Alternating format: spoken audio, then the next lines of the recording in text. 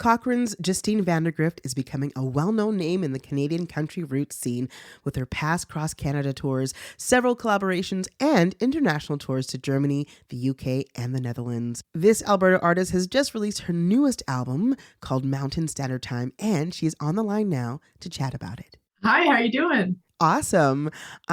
You have a tiny, cute little baby there with you. Um, Congratulations.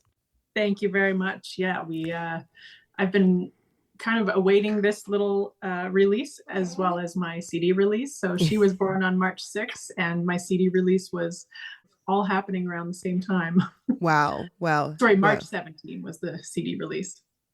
Amazing. So you've had two major life events, a CD and a baby, which is like Yes. each of them on their own is their own huge feat. But you went for the double header. So your new album, Mountain Standard Time, is out. How does it feel to have this musical baby out in the world? Really great.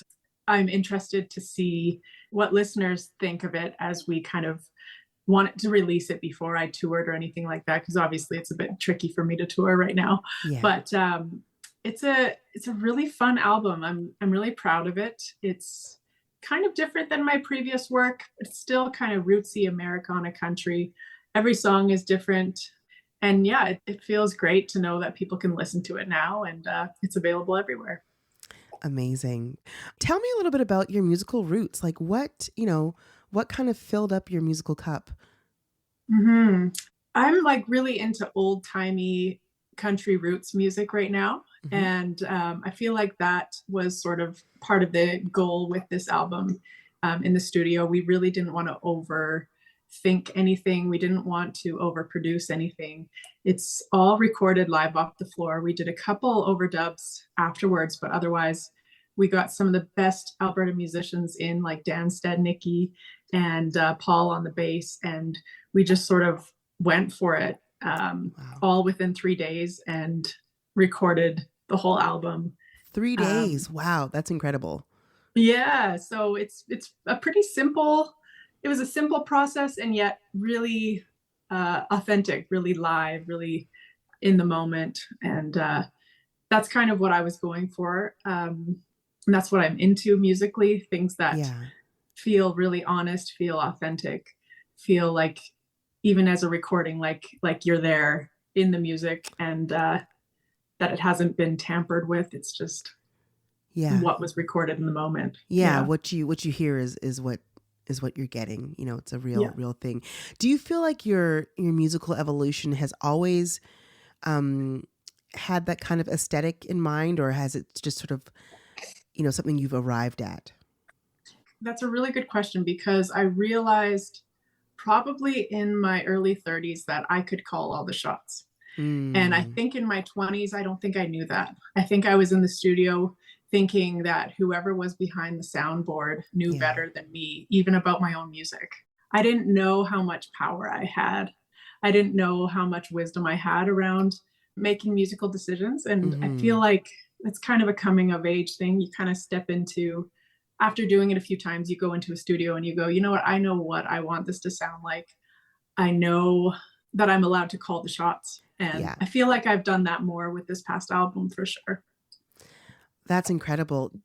How did you know that you had the power to call the shots? I mean, was it like a gentle realization, or were you like, brick over the head, like knowing like, oh yeah, I'm in charge here. This is my music.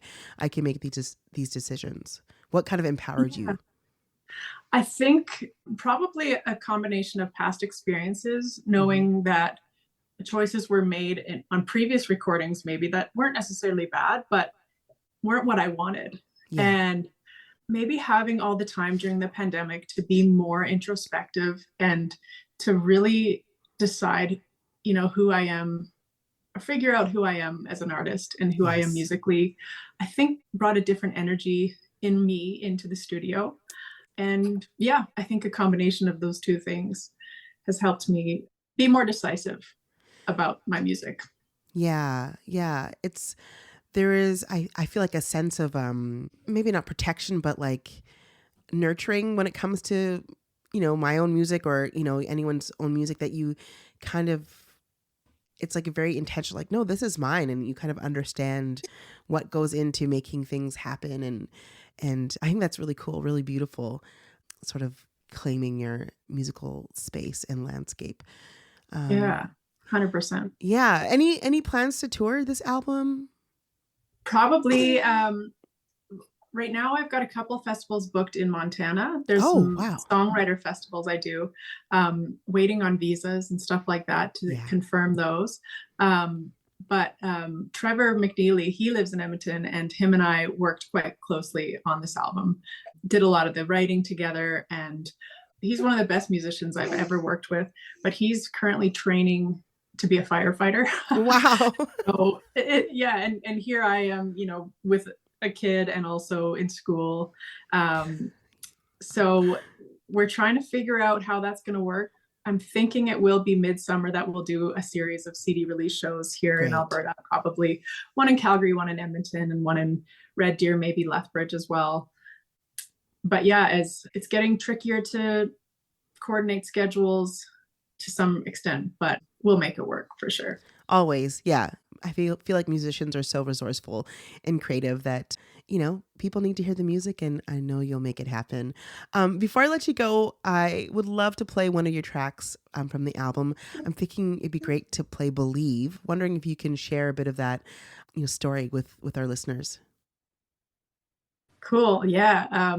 That's a song I wrote during the pandemic, and it was sort of a self-reflection, I think, on how maybe I wanted to be a little bit more self-assured than I was, just about my creative journey. And I think that a lot of us artists kind of went through a lull in our careers and in everything. Like, what were we supposed to do during the pandemic? So I think that that's in this song a little bit, but it's also got feelings of hope and like, I think I'm figuring it out. That's sort of the feeling, I believe, that's behind Believe. Yeah. And is it like a sense of like you've got to convince yourself to believe, or do you actually believe, like with conviction? Sometimes it can walk that fine line. What do you think? What do you say? Yeah, I mean, on a good day, I think I believe, but I think we all struggle to have clarity on where we're going and to have hope in the world in a really difficult time. And I feel like that's part of my everyday struggle is, what do I believe in and what am I working towards? And do I give up or not? And that's, I think that was part of the struggle behind the song. Thank you so much for sharing that. I think that is a theme that is so near to everyone's hearts, especially in the last few years. But I love that you've like so beautifully encapsulated the feeling and the spirit of that emotional tug of war so beautifully. Thank you so much for joining me today.